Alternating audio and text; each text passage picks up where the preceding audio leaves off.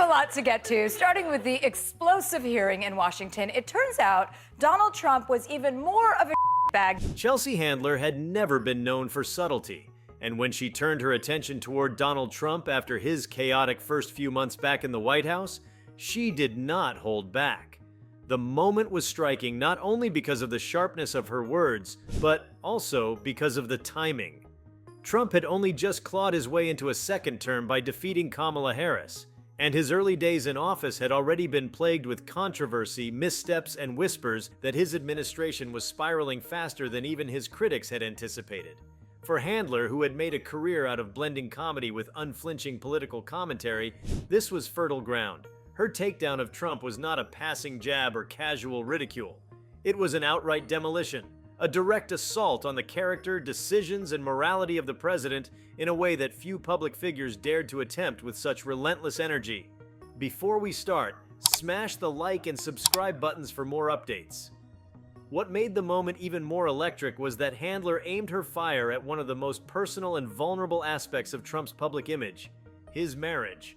By openly accusing him of engaging in multiple secret affairs against Melania, she framed his presidency as not only politically disastrous, but also morally bankrupt.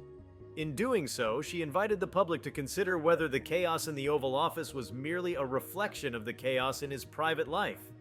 For an audience already exhausted by scandal after scandal, her words felt like a validation of their frustrations, giving voice to thoughts that many had but hesitated to say aloud. Handler's attack was theatrical, biting, and deeply personal, but it was also strategic. She understood that targeting both Trump's political and personal failings created a narrative that was impossible to ignore.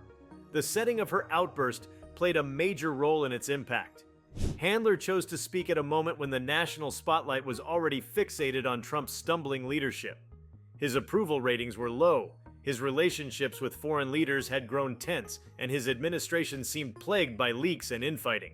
By stepping into that atmosphere and calling him out, she not only amplified the existing criticisms, but also escalated them by suggesting his personal misconduct mirrored his inability to govern effectively. Her words did not merely live within the confines of a comedy stage or late-night banter. They spilled into political discussions, media analyses, and living room conversations across the country. What might have been brushed off as a celebrity's rant instead became part of a larger dialogue about trust, morality, and the dangers of unchecked power. Handler's destruction of Trump was not simply about attacking his flaws, it was about exposing patterns. She tied his alleged affairs to the broader narrative of deception and manipulation that had characterized his political rise. The image she painted was of a man incapable of loyalty, incapable of honesty, and incapable of treating even the most intimate relationships with respect. By highlighting that contradiction between Trump's self-portrayal as a family man and the accusations of betrayal against Melania, Handler forced her audience to consider how far the hypocrisy extended. If he could betray his own wife, could he be trusted to protect the interests of the nation? The question hung heavy, not because she asked it directly, but because her accusations made it impossible not to. The implications of Handler's takedown stretched far beyond the entertainment world. It blurred the lines between celebrity commentary and political critique in a way that resonated deeply in modern America, where public figures wield influence across arenas. Handler was not a senator or a policy expert, but her voice carried weight precisely because it came from outside the political establishment. In a climate where traditional politicians often spoke cautiously, she represented a raw honesty that appealed to those disillusioned with politics as usual. Her attack felt less like a carefully crafted strategy and more like a primal scream of frustration. A scream that millions of Americans could relate to after watching Trump's messy return to power. That authenticity made her words harder to dismiss, even for those who might otherwise shrug off celebrity political commentary. There was also something undeniably bold about targeting Trump so early in his second term.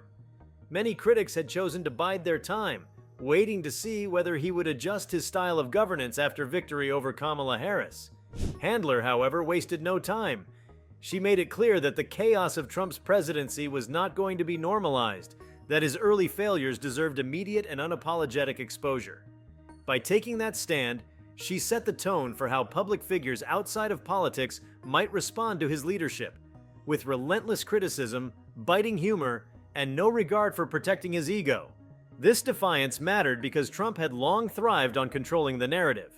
Handler disrupted that control by reframing him not as a strong leader who had defeated his opponent, but as a deeply flawed man already unraveling under the weight of his own decisions. Her accusations of multiple secret affairs added another layer of intensity to the confrontation. Trump's relationship with Melania had always been scrutinized, often framed as distant or strained, but Handler's claim pushed the speculation into explosive territory. It was not merely gossip, it was a direct assertion that Trump's personal betrayals mirrored his political ones. For those who believed her, it became a metaphor for his presidency: unfaithful, dishonest, and driven by self-interest. For those who doubted her, it still planted a seed of suspicion that lingered in the public consciousness. Either way, Handler ensured that conversations about Trump could not be separated from questions about his private life, effectively eroding the line he often tried to draw between the two. The way Handler delivered her attack mattered almost as much as the content itself. Her tone was unapologetically scathing, infused with the comedic rhythm that made her critiques sting even more. Humor, after all, has a unique power to break through defenses. While policy critiques and legal investigations might be brushed off by Trump's supporters as partisan attacks, jokes laced with brutal truth were harder to escape. Handler knew this, and she wielded humor like a weapon, stripping away the protective layers Trump often used to shield himself. She exposed him not through dry analysis, but through ridicule, which in many ways was more damaging because it made him appear ridiculous rather than formidable. Handler's destruction of Trump also reflected a broader cultural moment. America had grown accustomed to celebrities playing a role in politics, but what she did was more than casual commentary. It was activism through comedy, a performance that doubled as protest. Her attack symbolized the frustration of a public tired of scandals and eager for someone, anyone, to say the things they felt but could not express with the same platform. In that sense, Handler became a kind of conduit, channeling collective disillusionment into a sharp critique that was as entertaining as it was cathartic. For her audience, the laughter was not just amusement, it was release. The impact of Handler's words also lay in how they reframed Trump's early presidency. Rather than focusing solely on legislative failures or policy blunders, she forced attention toward the character of the man leading the country.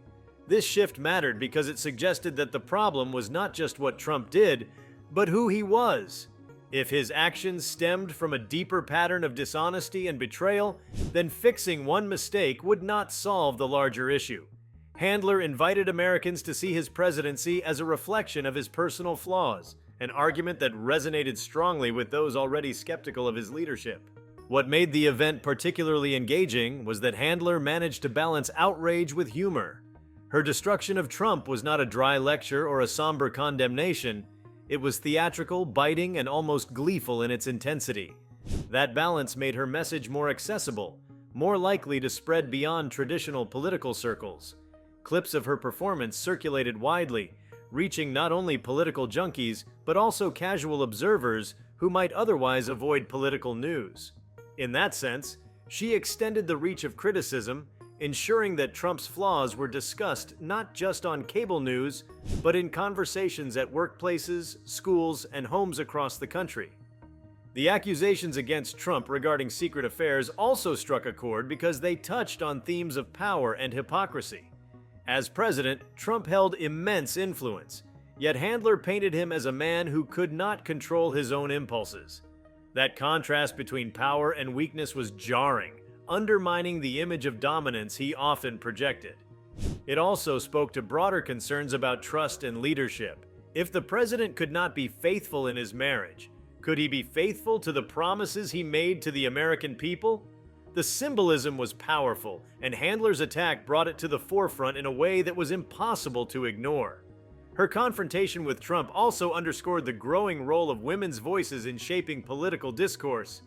Handler's decision to target not just his policies, but also his treatment of women highlighted the importance of holding powerful men accountable in every sphere of their lives. By accusing him of affairs against Melania, she connected personal betrayal with the broader issue of respect for women. suggesting that his actions in private mirrored his dismissive attitude toward women in politics and public life. This perspective added depth to her critique, making it not only about Trump as an individual, but also about what he represented in terms of power dynamics and gender inequality. As the dust settled from her outburst, one thing became clear. Handler had managed to do what many politicians and pundits struggled with. She had made her criticism of Trump resonate beyond the usual echo chambers. Her destruction of him was not confined to political debate. It became cultural commentary, a moment of collective recognition that the early days of his second presidency were already marked by failure and scandal. Whether one agreed with her accusations or not, it was impossible to deny the force of her delivery and the way it shifted the conversation. For Trump, who thrived on controlling the narrative, it was a rare moment where he was not the author of the story but its subject, reduced to ridicule and suspicion by a comedian with nothing to lose. If you liked this video, please give it a like and subscribe to our channel.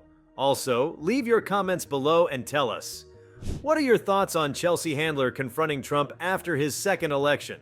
We want to hear from you. Thank you for watching, and see you next time.